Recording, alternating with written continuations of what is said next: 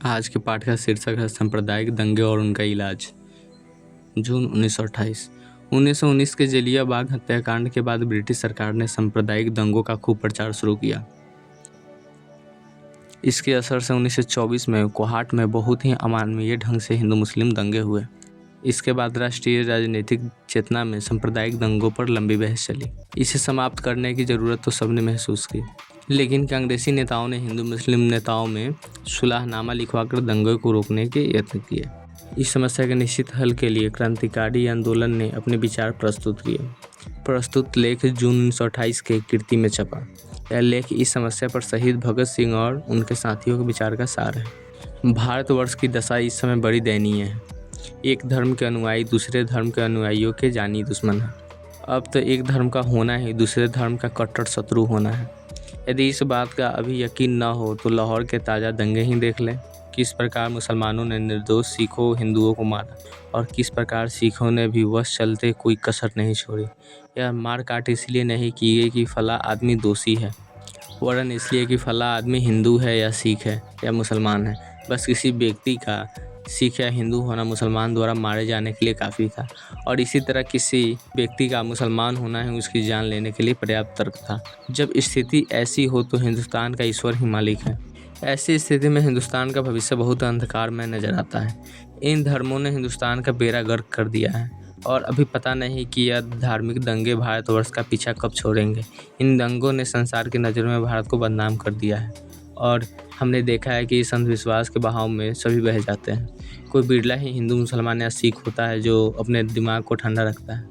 बाकी सब के सब नाम लेवा धर्म के रौब को कायम रखने के लिए डंडे लाठियाँ तलवारें छुरे हाथ में पकड़ लेते हैं और आपस में सर फोड़ फोड़ कर मर जाते हैं। बाकी कुछ तो फांसी चढ़ जाते हैं और कुछ जेलों में फेंक दिए जाते हैं। इतना रक्तपात होने पर इन धर्मजनों पर अंग्रेजी सरकार का डंडा बरसता है और फिर इनके दिमाग का कीड़ा ठिकाने आ जाता है। यहाँ तक देखा गया है कि इन दंगों के पीछे सांप्रदायिक नेताओं और अखबारों का हाथ है। इस समय हिंदुस्तान के नेताओं ने ऐसी लीद की है कि चुप ही भले। वही नेता जिन्होंने भारत को स्वतंत्र कराने का बीड़ा अपने सिर पर उठाया हुआ था और जो समान राष्ट्रीयता और स्वराज के दम गजे मारते नहीं थकते थे, वहीं या तो अपने सिर छिपाए चुपचाप बैठे हैं या इसी धर्मसंता के बहाव में बह चले हैं। सिर छिपाकर बैठने वालों की संख्या भी क्या कम है, लेकिन ऐसे नेताओं जो सांप्रदायिक आंदोलन में जा मिले हैं, जमीन खोदने से सैकड़ों निकल आते हैं। जो नेता हृदय से सबका भला चाहते हैं ऐसे बहुत ही कम हैं और सांप्रदायिकता की ऐसी प्रबल बाढ़ आई हुई है कि वे भी इसे रोक नहीं पा रहे हैं। ऐसा लग रहा है कि भारत में दिवाला पिट गया है। दूसरे सज्जन जो सांप्रदायिक दंगों को भड़काने में विशेष हिस्सा लेते रहे हैं, अखबार वाले हैं। पत्रकारिता का व्यवसाय किसी समय बहुत ऊंचा समझा जाता था, आज बहुत ही गंदा हो गया है। यह लोग एक दूसरों के विरुद्ध बड़े मोटे मोटे शीर्षक देकर लोगों की भावनाएं भड़काते हैं और परस्पर सिर फुटौल करवाते हैं। एक दो जगह ही नहीं, कितनी ही जगहों पर इसलिए दंगे हुए हैं। स्थानीय अखबारों ने बड़े उत्तेजनापूर्ण लिखे हैं। ऐसे लेखक बहुत कम हैं जिनका दिल व दिमाग ऐसे दिनों में भी शांत रहा हो। अखबारों का असली कर्तव्य शिक्षा देना, लोगों से संकीर्णता निकालना, सांप्रदायिक भावनाएं हटाना, परस्पर मेल मिलाप बढ़ाना और भारत की साझी राष्ट्रीयता बनाना था। लेकिन उन्होंने अपना मुख्य कर्तव्य ज्ञान फैलाना, संकीर्णता का प्रचार करना, सांप्रदायिक बनाना, लड़ाई झगड़े करवाना और भारत की साझी राष्ट्रीयता को नष्ट करना बना लिया है। यही कारण है कि भारतवर्ष की वर्तमान दशा पर विचार कर आंखों से रक्त के आंसू बहने लगते हैं और दिल में सवाल उठता है कि भारत का बनेगा क्या। जो लोग असहयोग के दिनों के वो जोश व उभार को जानते हैं, उन्हें यह स्थिति देख रोना आता है। कहाँ थे वे दिन की स्वतंत्रता की झलक सामने दिखाई देती थी और कहाँ आज यह दिन की स्वराज एक सपना मात्र बन गया है। बस यही तीसरा लाभ है जो इन दंगों से अत्याचारियों को मिला है, जिसके अस्तित्व को खतरा पैदा हो गया था कि आज गई कल गई। वहीं नौकरशाही आज अपनी जड़ें इतनी मजबूत कर चुकी है कि उसे हिलाना कोई मामूली काम नहीं है। यदि इन सांप्रदायिक दंगों की जड़ खोजे तो हमें इसका कारण आर्थिक ही जान पड़ता है। असहयोग के दिनों में नेताओं पत्रकारों ने ढेरों कुर्बानियाँ दी, उनकी आर्थिक दशा बिगड़ गई थी। असहयोग आंदोलन के धीमा पड़ने पर नेताओं पर विश्वास सा हो गया, जिससे आजकल के बहुत से सांप्रदायिक नेताओं के धंधे चौपट हो गए। विश्व में जो भी काम होता है उसकी तह में पेट का सवाल जरूर होता है। कार्ल मार्क्स के 3 बड़े सिद्धांतों में से यह एक मुख्य सिद्धांत है। इसी सिद्धांत के कारण ही तबलीग, तनकीम, शुद्धि आदि संगठन शुरू हुए और इसी कारण से आज हमारी ऐसी दुर्दशा हुई जो अवर्णनीय है। बस सभी दंगों का इलाज यदि कोई हो सकता है तो वह भारत की आर्थिक दशा में सुधार से ही हो सकता है। दरअसल भारत के आम लोगों की आर्थिक दशा इतनी खराब है कि एक व्यक्ति दूसरों का चौवन्नी देकर किसी और को अपमानित करवा सकता है। भूख और दुख से आतुर होकर मनुष्य सभी सिद्धांत ताक पर रख देता है। सच है, मरता क्या न करता, लेकिन वर्तमान स्थिति में आर्थिक सुधार होना अत्यंत कठिन है, क्योंकि सरकार विदेशी है और लोगों की स्थिति को सुधरने नहीं देती। इसीलिए लोगों को हाथ धोकर उसके पीछे पड़ जाना चाहिए और जब तक सरकार बदल न जाए चैन की सांस नहीं लेना चाहिए।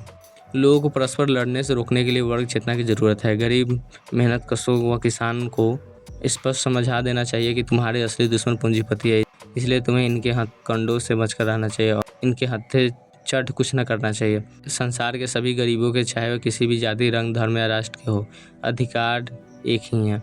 तुम्हारी भलाई इसी में है। तुम धर्म, रंग, नस्ल और राष्ट्रीयता व देश के भेदभाव मिटाकर एकजुट हो जाओ और सरकार की ताकत अपने हाथों में लेने का प्रयत्न करो। इन यत्नों से तुम्हारा नुकसान कुछ नहीं होगा। इससे किसी दिन तुम्हारी जंजीरें कट जाएंगी और तुम्हें आर्थिक स्वतंत्रता मिल जाएगी। जो लोग रूस का इतिहास जानते हैं उन्हें मालूम है कि जार के समय वहाँ भी ऐसी ही स्थितियाँ थी। वहाँ भी कितने ही समुदाय थे जो परस्पर जूत पतांग करते रहते थे, लेकिन जिस दिन वह श्रमिक शासन शुरू हुआ वहाँ का नक्शा ही बदल गया। अब वहाँ कभी दंगे नहीं हुए, अब वहाँ सभी को इंसान समझा जाता है। धर्मजन नहीं, जार के समय लोगों की आर्थिक दशा बहुत ही खराब थी, इसलिए सब दंगे फसाद होते थे। लेकिन अब रूसियों की आर्थिक दशा सुधर गई और उनमें वर्ग चेतना आ गई, इसीलिए अब वहाँ से कभी किसी दंगे की खबर नहीं आई। इन दंगों में वैसे तो बड़े निराशाजनक समाचार सुनने में आते हैं, लेकिन कलकत्ते के दंगों में एक बहुत खुशी की सुनने में आई। वह यह है कि वहाँ के दंगों में ट्रेड यूनियन के मजदूरों ने हिस्सा नहीं लिया और न ही वे परस्पर गुत्थम गुथा ही हुए, वरन सभी हिंदू मुसलमान बड़े प्रेम कारखानों आदि में उठते बैठते और दंगे रोकने के यत्न भी करते रहे, इसीलिए कि उनमें वर्ग चेतना थी और उन्हें अपने वर्ग हित को अच्छी तरह पहचान में आता था। वर्ग चेतना का यही सुंदर रास्ता है जो सांप्रदायिक दंगों रोक सकता है। यह खुशी का समाचार हमारे कानों को मिला कि भारत के नवयुवक अब वैसे धर्म से जो परस्पर लड़ना व घृणा कराना सिखाते हैं तंगाकर छोड़ रहे हैं। उनमें इतना खुलापन आ गया है कि भारत के लोगों को धर्म की नज़र से हिंदू, मुसलमान और सिख रूप में नहीं देखते, वरन सभी को पहले इंसान समझते हैं, फिर भारतवासी। भारत के युवकों में इन विचारों के पैदा होने से पता चलता है कि भारत का भविष्य सुनहरा है।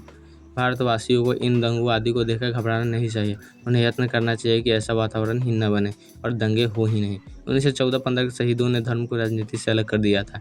वे समझते थे धर्म व्यक्ति का व्यक्तिगत मामला है, इसमें दूसरे का कोई दखल नहीं होना चाहिए, नहीं इस राजनीति में घुसना चाहिए, क्योंकि यह शरबत को मिलाकर एक जगह काम नहीं करने देता। इसीलिए गदर पार्टी जैसे आंदोलन एकजुट का एक जान रहे, जिसमें सिख बढ़ चढ़कर फांसियों पर चढ़े और हिंदू मुसलमान भी पीछे नहीं रहे। इस समय कुछ भारतीय नेता भी मैदान में उतरे जो धर्म और राजनीति से अलग करना चाहते थे। झगड़ा मिटाने का यह भी एक सुंदर इलाज है और हम समर्थन करते हैं। यदि धर्म को अलग कर दिया जाए तो राजनीति पर हम सभी इकट्ठे हो सकते हैं। धर्मों में हम चाहे अलग अलग ही रहें, हमारा ख्याल है कि भारत के सच्चे हमदर्द हमारे बताए इलाज का ज़रूर विचार करेंगे और भारत का इस समय जो आत्मघात हो रहा है उसे हम बचा लेंगे।